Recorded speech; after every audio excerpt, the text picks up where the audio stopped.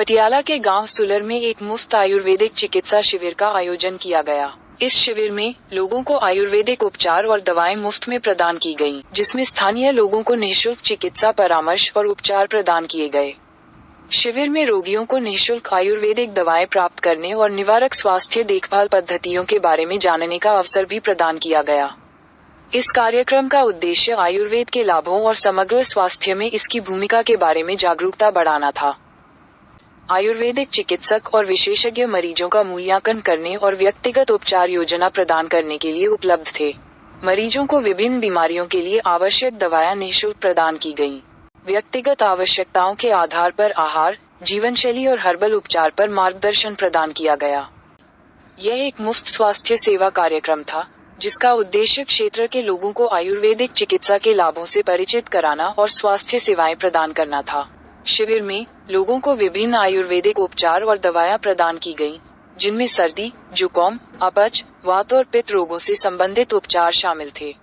मुफ्त दवाएं भी वितरित की गईं, जिससे लोगों को अपनी बीमारियों के लिए आवश्यक उपचार प्राप्त करने में मदद मिली।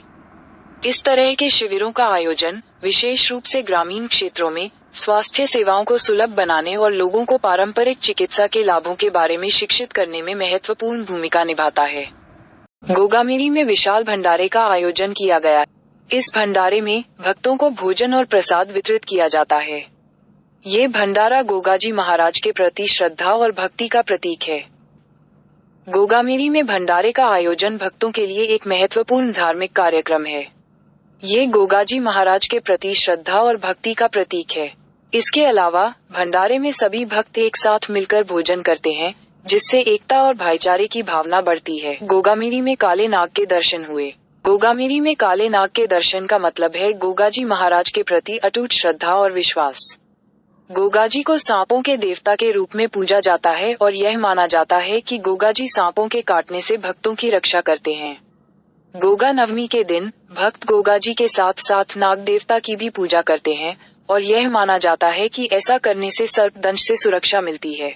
गोगामेरी में काले नाग के दर्शन का एक और पहलू ये है कि यह गोगाजी के सांपों के साथ संबंध को दर्शाता है। यह माना जाता है कि गोगाजी सांपों के देवता हैं और सांपों के साथ उनका गहरा संबंध है। इसलिए गोगामेरी में काले नाग के दर्शन को गोगाजी के आशीर्वाद और सुरक्षा का प्रतीक माना जाता है।